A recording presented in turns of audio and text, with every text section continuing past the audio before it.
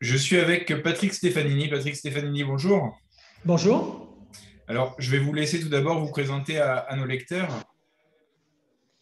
Alors, je suis né en province. J'ai ensuite fait mes études supérieures à Paris. J'ai fait l'ENA. J'ai choisi le ministère de l'Intérieur où j'ai exercé mes fonctions pendant une vingtaine d'années. Et ensuite, je suis devenu conseiller d'État et je suis resté au Conseil d'État pendant une vingtaine d'années. Pendant ce parcours, j'ai eu l'occasion de m'intéresser pendant ce parcours professionnel aux questions d'immigration à de nombreuses reprises. J'ai notamment été sous-directeur en charge des étrangers et de ce qu'on appelait la circulation transfrontière, c'est-à-dire la capacité pour les étrangers de venir en France ou d'en sortir, entre 1988 et 1990. Et puis, j'ai été, entre 2005 et 2009, le secrétaire général du comité interministériel de contrôle de l'immigration, puis le secrétaire général du ministère de l'immigration. Alors, vous publiez donc le livre Immigration, ces réalités qu'on nous cache aux éditions Robert Laffont. Ma première question à ce sujet, j'ai envie de vous dire, c'est un livre qu'on prend extrêmement au sérieux eu égard des fonctions que vous avez occupées dans votre carrière. Mais j'ai envie de vous demander pourquoi avoir attendu maintenant pour dire des choses aussi fortes alors que finalement la situation n'a cessé de se dégrader et que les conséquences, elles sont là aujourd'hui. Alors pourquoi avoir attendu maintenant avant de parler? D'abord parce que j'ai pris ma retraite il y a maintenant 2 ans et demi et que, comme vous le savez, les fonctionnaires sont tenus à un devoir de réserve. Euh, alors, ça n'empêche pas certains fonctionnaires d'écrire des livres ou des brochures. Par exemple, le préfet qui dirige actuellement l'Office français de l'immigration et de l'intégration a sorti le même jour que mon livre. On ne s'était pas du tout concerté, mais mon livre est sorti le 19 novembre et lui a publié chez Gallimard une brochure qui est sortie le 19 novembre et dans lequel il dresse un diagnostic qui est très proche du mien.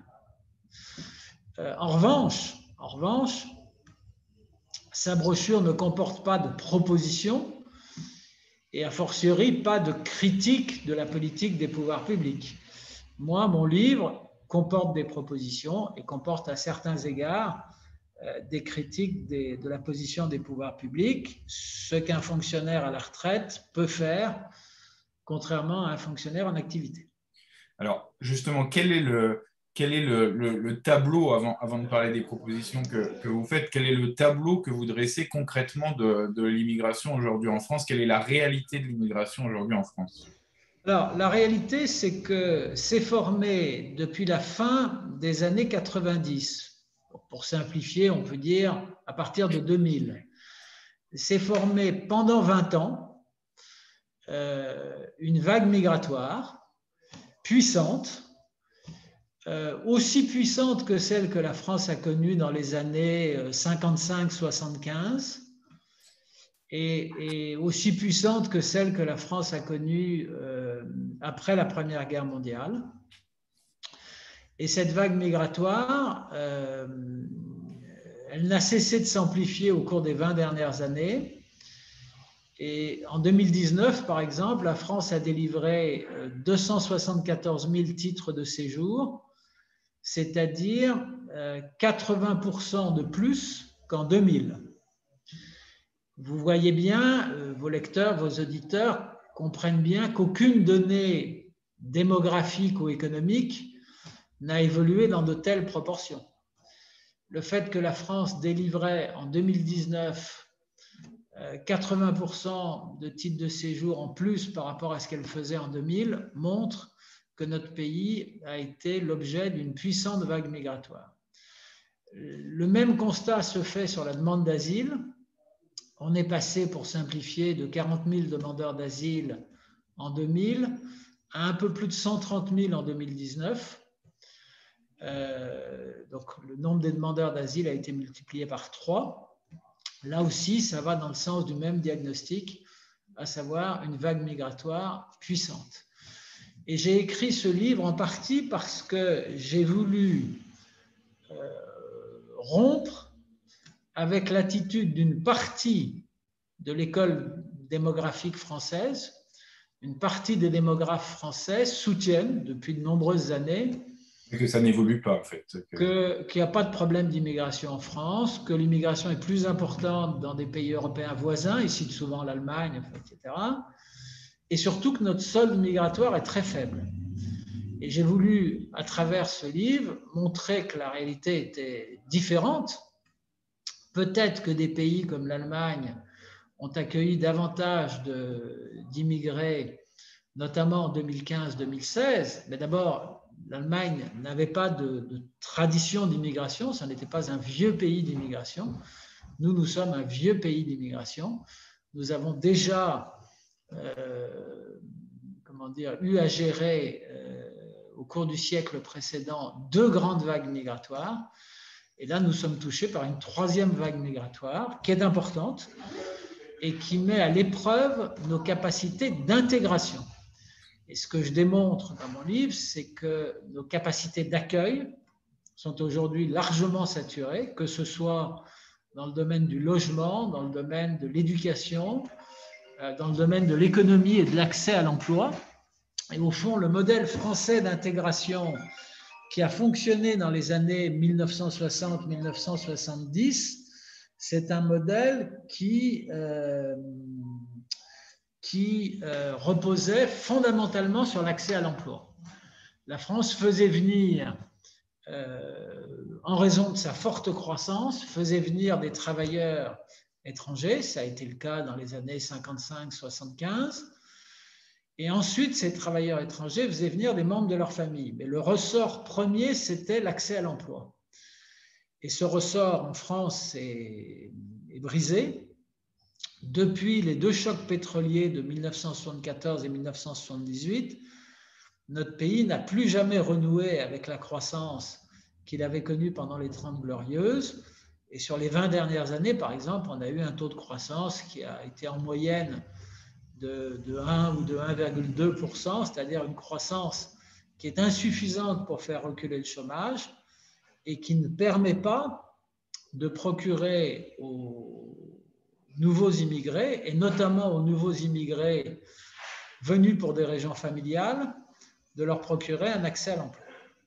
Alors, il y a 2 questions qui me viennent directement suite à ce que vous venez de dire et globalement par rapport à la politique d'immigration en France. Déjà, on le souligne souvent sur Braise Info, on a l'impression qu'il y a aussi une forme de capitulation de l'État vis-à-vis de minorités associatives idéologiquement marquées qui, selon une ritournelle assez classiques, en fait, vont prendre un exemple particulier de tel ou tel migrant dans tel ou tel village, vont mobiliser via des pétitions, vont faire pression sur la préfecture grâce à des appuis médiatiques solides pour ensuite faire capituler les autorités qui, bien souvent d'ailleurs, capitulent face à ces micro-mobilisations qui, si elles étaient additionnées dans tous les villages de France, feraient finalement que tous les migrants, tous les immigrés puissent rester puisque chacun part de son petit cas individuel pour vouloir faire des majorités. Or, on sait très bien qu'on ne fait pas de politique avec des cas individuels. Alors, vous avez tout à fait raison, avec une nuance, c'est que la capacité de mobilisation de ces associations est très différente selon les territoires. Moi, j'ai été par exemple préfet en Auvergne et j'ai eu à gérer des mobilisations, enfin une mobilisation importante sur un dossier d'une famille chinoise qui était en situation irrégulière en France avec les 2 parents et des enfants. Et en effet, je n'ai pas réussi à conduire jusqu'à son terme la procédure d'éloignement, en partie en raison d'une forte mobilisation avec une grosse manifestation devant la préfecture, etc. À l'inverse, quand j'étais préfet de région à Bordeaux, je faisais tous les 15 jours des charters, des vols charters pour accompagner dans leur pays d'origine des migrants originaires de Bulgarie. Nous avions, ça n'était pas des Roumains à Bordeaux, c'était des Bulgares. Et dans la plus parfaite indifférence de la population, tous les 15 jours, je faisais des vols charters pour accompagner plusieurs dizaines et même à chaque fois une centaine de ressortissants bulgares avec leur famille dans leur pays d'origine. Donc cette capacité de mobilisation, elle existe. Il faut se souvenir qu'elle avait fait reculer un ancien président de la République, François Hollande, avait perdu beaucoup de son autorité dans la gestion du cas de cette jeune Kosovare. Les Français ont tous en tête ce dossier, où le président de la République avait pris le contre-pied d'une décision de reconduite à la frontière décidée par le préfet de la région Franche-Comté et avait cru pouvoir autoriser le retour sur notre territoire d'une jeune lycéenne, laquelle évidemment avait refusé de revenir sans les membres de sa famille. Donc le moins qu'on puisse dire, c'est que l'autorité du président de la République avait été sérieusement écornée dans ce dossier. Voilà. Mais au-delà de cette capacité de mobilisation, ce que je démontre dans mon livre, c'est que notre fonctionnement à la fois institutionnel et juridique présente des lacunes, présente des faiblesses. La première des faiblesses, c'est le contrôle des frontières extérieures de l'Union européenne. Nous faisons partie d'une entité politique qui s'appelle l'Union européenne, au sein de laquelle on a proclamé depuis le milieu des années 1980, en 1986, les gouvernants de l'Union européenne ont décidé de réaliser la libre circulation à l'intérieur de l'Union européenne. Et ils l'ont rendue effective à partir de 1992. Le problème, c'est que cette libre circulation, on n'était pas capable à l'époque de la réserver aux seuls ressortissants de l'Union européenne. Et donc, on en a fait bénéficier non seulement les ressortissants des pays membres de l'Union européenne, mais également les ressortissants de ce qu'on appelle les pays tiers, les pays extérieurs à l'Union européenne. Et pour faire ça, il aurait fallu se doter de mécanismes de contrôle à nos frontières extérieures, notamment de fichiers interconnectés, peut-être de reconnaissance faciale, de prise d'empreintes digitales, etc., etc.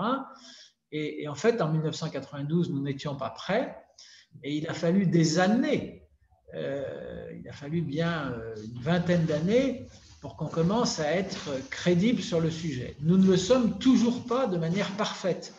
L'agence Frontex, qui aide les États membres à contrôler leurs frontières extérieures, car je rappelle que le contrôle des frontières extérieures est une responsabilité de chacun des États membres, cette agence Frontex, dans son rapport pour 2019, pointe du doigt le fait que un peu plus de 20% des personnes qui pénètrent légalement chaque année sur le territoire de l'Union européenne, et grosso modo, il y a 600 millions de personnes qui franchissent les frontières extérieures de l'Union européenne chaque année, mais il y en a 20% qui ne font pas l'objet d'un contrôle fichier, c'est-à-dire qu'on ne compare pas leur identité avec ce qui peut se trouver dans les fichiers qui ont été constitués par l'Union européenne pour lutter contre le terrorisme ou contre l'immigration clandestine. Oui, c'est énorme. C'est vous dire qu'on a un dispositif qui reste très perfectible, qui est loin d'être parfait. Et on a vu malheureusement dans l'actualité récente, on a vu avec ce ressortissant tunisien qui est arrivé sur l'île de Lampedusa fin septembre et qui quelques jours plus tard s'est retrouvé à Nice pour commettre un terrible attentat dans la basilique de Nice. On a vu à quel point le contrôle des frontières extérieures de l'Union européenne a besoin d'être amélioré. C'est la priorité numéro 1 à mes yeux. Mais est-ce qu'il n'y a pas aussi, alors au-delà des faits là, et des chiffres que vous donnez, est-ce qu'il n'y a pas non plus tout un arsenal juridique qui, au final, est censé avoir été construit pour la protection des peuples en Europe, de l'Union européenne, et qui, au final, les dessert du fait de toutes les procédures qui se multiplient pour maintenir tel ou tel individu sur le territoire européen? Est-ce que finalement, les Européens ne sont pas prisonniers d'un arsenal juridique devenu complètement incompréhensible et qui les dessert? Alors, là aussi, vous avez raison. Il y a plusieurs exemples. D'abord, pendant longtemps, le séjour irrégulier d'un étranger en France a été considéré comme un délit. Et malheureusement, aujourd'hui, ça n'est plus considéré comme un délit. Avec tout ce que ça veut dire. Ça veut dire qu'on ne peut pas placer en garde à vue un étranger en situation irrégulière. etc., etc. Et donc, ça, c'est une première difficulté. La deuxième difficulté, c'est que le cadre juridique au niveau européen a évolué dans le mauvais sens. Notamment, l'Union européenne s'est dotée à la fin des années 2000 d'une directive qu'on appelle la directive Retour, qui régit les procédures qui permettent aux États membres d'éloigner de leur territoire des étrangers en situation irrégulière. Et cette directive Retour, sauf cas particulier, elle ne permet plus ce qui était possible auparavant, c'est-à-dire de reconduire manu militari un étranger en situation irrégulière sur le territoire d'un État membre dans son pays d'origine. Ça n'est plus possible que dans des cas très limitatifs. Et dans l'immense majorité des cas, les étrangers en situation irrégulière se voient seulement délivrer une invitation à quitter le territoire du pays sur lequel ils se trouvent en situation irrégulière. Et bien évidemment, beaucoup d'entre eux ne respectent pas cette invitation. Et dans le cas du ressortissant tunisien qui a commis cet horrible attentat à Nice, c'est exactement ce qui s'est passé. Il est arrivé à Lampedusa, il a été transféré sur la partie continentale de l'Italie à Bari. Là, les autorités italiennes ont fait le constat qu'il était en situation irrégulière et elles lui ont délivré une invitation à quitter le territoire italien. Les OQTF, c'est ça, les obligations de quitter le territoire. Invitation que l'intéressé n'a pas exécutée, puisqu'au contraire, il a traversé tout le reste de l'Italie et il s'est rendu en France. Donc là, nous avons incontestablement une faiblesse avec une norme juridique européenne qui se révèle très handicapante pour certains pays, et notamment pour la France. Et enfin, pour couronner le tout, nous avons une jurisprudence, à la fois la jurisprudence administrative, la jurisprudence du Conseil constitutionnel et celle des instances judiciaires européennes, notamment la Cour européenne des droits de l'homme et la Cour de justice de l'Union européenne, qui, dans la recherche d'un équilibre entre la défense des libertés individuelles et la prise en compte des nécessités de la sécurité collective des populations de l'Union européenne, il y avait un équilibre qui a été rompu et le primat a été donné à la défense des droits individuels au détriment des exigences de la sécurité collective et de la cohésion nationale. Alors après, dans la description que vous en faites, vous confirmez que les citoyens se retrouvent un peu prisonniers d'arsenaux juridiques, mais à la base, le droit est quand même fait pour servir les citoyens. Et j'ai envie de dire, vous, en tant que, là du côté du politique, quelles sont les propositions concrètes, précises, qui peuvent être mises en place dès demain pour au moins remédier à d'éventuelles prochaines vagues migratoires qui devraient arriver de toute façon? Quel arsenal juridique on met en place au service de la protection des citoyens européens? Parce que là, il s'agit de leur protection et de leur avenir, y compris de l'avenir d'une forme de vivre ensemble. Alors, d'abord, il faut limiter le nombre des régularisations. Ça ne suppose aucune modification juridique. C'est simplement une expression de l'autorité publique. La régularisation, ça doit rester une exception. Aujourd'hui, ça représente plus de 10% des titres de séjour qui sont attribués en France. Il faut réduire le volume des régularisations. On régularise 30 000 étrangers chaque année en France, c'est-à-dire plus de 10% du total des titres de séjour. Il faudrait réduire ça à quelques milliers. Deuxièmement, il faut mieux contrôler nos frontières extérieures. Ça, je l'ai déjà dit, mais j'insiste sur ce point. Troisièmement, il faut réformer en profondeur la procédure d'asile. Elle est aujourd'hui profondément dévoyée, puisque, on le sait, seuls 40% environ des demandeurs d'asile obtiennent le statut de réfugié en France. Et sur les 60% qui voient leur demande rejetée, il y en a une infime proportion, entre 3 et 5%, qui quittent effectivement le territoire national. Donc en fait, la procédure d'asile est devenue un moyen pour des ressortissants qui n'ont ni visa ni titre de séjour de contourner la réglementation, de parvenir en France, de s'y maintenir et d'obtenir au bout d'un certain nombre d'années leur régularisation. Donc, je préconise de généraliser les procédures qui permettraient d'enregistrer les demandes d'asile dans les consulats français à l'étranger. Donc, lorsque l'étranger est encore à l'étranger, ou lorsqu'ils se présentent à la frontière.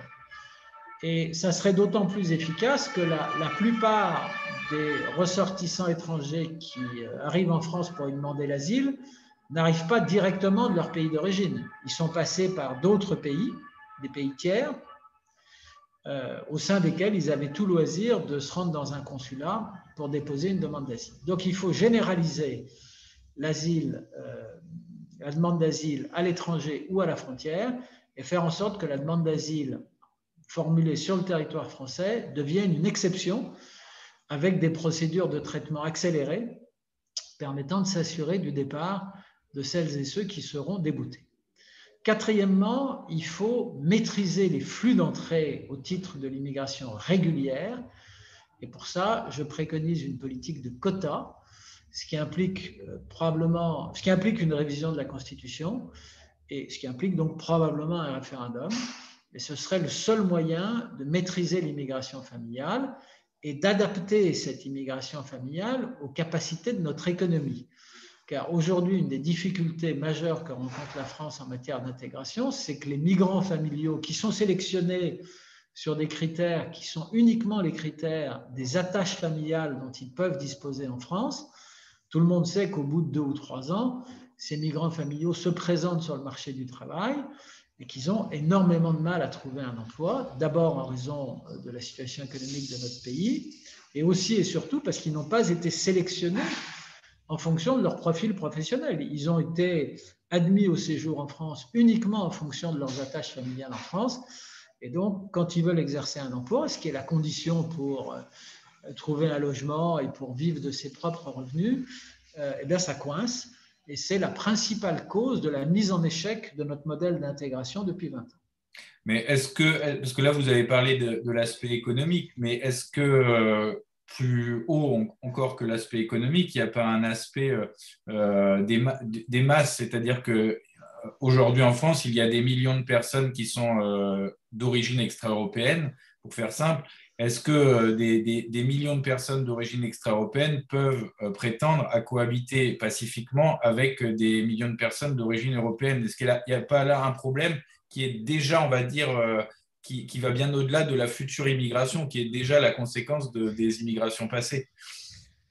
Oui, alors la France a une caractéristique qui la distingue désormais au sein de l'Union européenne, c'est qu'elle accueille moins d'immigrés en provenance des autres pays de l'Union européenne que la moyenne des pays européens. C'est la traduction du fait que nous sommes une ancienne puissance coloniale et que nous continuons à accueillir un volume très important d'immigrés chaque année en provenance de nos anciennes colonies, notamment du Maghreb et de l'Afrique subsaharienne. Mais vous pointez du doigt un problème plus global. La plupart des demandeurs d'asile viennent aujourd'hui de pays qui n'ont pas de lien historique avec la France. Beaucoup viennent d'ailleurs de pays qui étaient plutôt proches du Royaume-Uni quand le Royaume-Uni était une grande puissance coloniale. Et ça veut dire que les intéressés n'ont pas de repères culturels dans la France d'aujourd'hui. Ils ne parlent pas notre langue, ils ne l'ont pas pratiquée, ils ne connaissent pas les traditions françaises. Et c'est une vraie difficulté pour leur intégration. Et c'est une difficulté encore plus grande pour leur assimilation. Je pointe du doigt dans mon livre le fait que, alors que l'assimilation est une condition de l'obtention de la nationalité française, quand on emprunte la voie de la naturalisation, qui est une des 3 procédures dont disposent les étrangers pour devenir français, en revanche, cette condition d'assimilation n'est pas opposée aux étrangers qui empruntent les 2 autres voies, c'est-à-dire la voie du mariage ou l'attribution automatique de la nationalité pour les jeunes étrangers nés en France. Et là, c'est incontestablement une très grosse lacune de notre législation. Je préconise d'y remédier en imposant partout, pour toutes les procédures d'accès à la nationalité française, je préconise d'opposer la condition d'assimilation. Ne devraient pouvoir devenir français que des étrangers parfaitement assimilés, maîtrisant complètement notre langue, ayant adopté nos codes culturels et ayant pour l'essentiel, rompu avec leur pays d'origine. On a l'impression également, Patrick Stefanini, que la France et même les autres États européens rechignent, voire même ont peur, alors que ce sont censés être des puissances, de faire pression sur les pays d'origine de ces migrants ou de ces immigrés qui viennent via des pressions économiques ou des pressions autres d'ailleurs. En gros, c'est de leur dire, si vous ne tarissez pas les flux, il y aura des sanctions, quoi. On a l'impression qu'il y a une désertion totale de nos autorités sur ce sujet. Il y a un manque d'autorité. C'est un sujet qui, sauf au début du quinquennat de Nicolas Sarkozy, n'a jamais été au premier rang des priorités des gouvernements successifs, alors même que c'est un sujet qui, parce qu'il comporte une dimension internationale très forte, que vous venez de souligner, exigerait une implication très forte des pouvoirs publics. Pour convaincre les pays d'Afrique subsaharienne ou les pays du Maghreb de reprendre ceux de leurs ressortissants qui sont en situation irrégulière en France ou qui y ont commis des crimes et des délits, il faut beaucoup d'autorité. Il faut une attention de tous les instants. Il ne suffit pas de faire un voyage à Alger ou à Tunis une fois tous les 36 de l'an. Il faut maintenir une pression extrêmement forte sur ces pays. La France en a les moyens.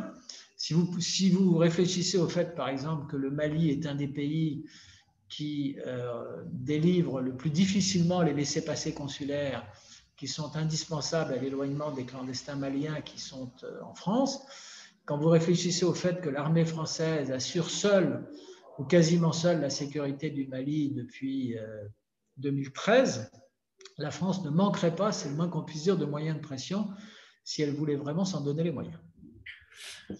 Dernière question, Patrick Stefanini.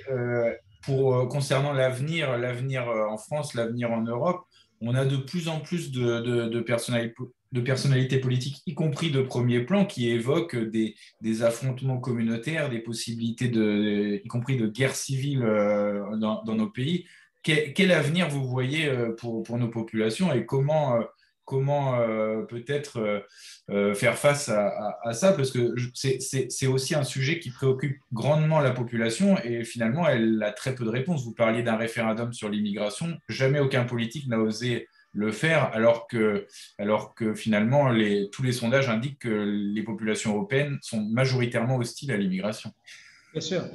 Alors, il y a deux sujets. Il faut à la fois que cette question de l'immigration, de l'assimilation, du vivre ensemble, des atteintes à la communauté nationale, etc. Il faut que toutes ces questions-là doivent figurer en tête de l'agenda politique et elles doivent être prises en compte par des dirigeants politiques décidés en la matière à exercer leur autorité au nom de la France et à obtenir des résultats. Ça, c'est la première condition. La deuxième condition, c'est qu'il faut mettre des moyens.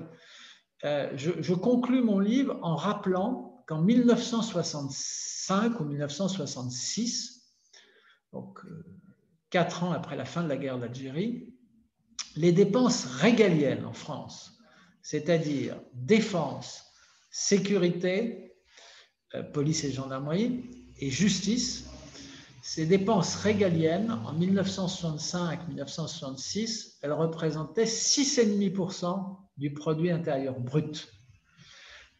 L'année dernière, elles représentaient à peine 2,5%, dont un peu moins de 2% pour la défense. C'est vous dire ce qui reste pour la sécurité et pour la justice. Donc, nous avons assisté depuis 60 ans à un effondrement de la place du régalien dans notre pays, au bénéfice d'autres catégories de dépenses, notamment toutes les dépenses de redistribution et les dépenses d'interventionnisme économique. Eh bien, nous avons fait fausse route. Et en tout cas, la grande misère de notre justice, les difficultés matérielles considérables auxquelles sont confrontés nos policiers et nos gendarmes ne s'expliquent pas autrement que par l'effondrement, c'est une division par 3 quasiment, du volume des dépenses consacrées aux régaliens par rapport à notre produit intérieur brut. Donc nous avons fait fausse route, nous avons baissé la garde.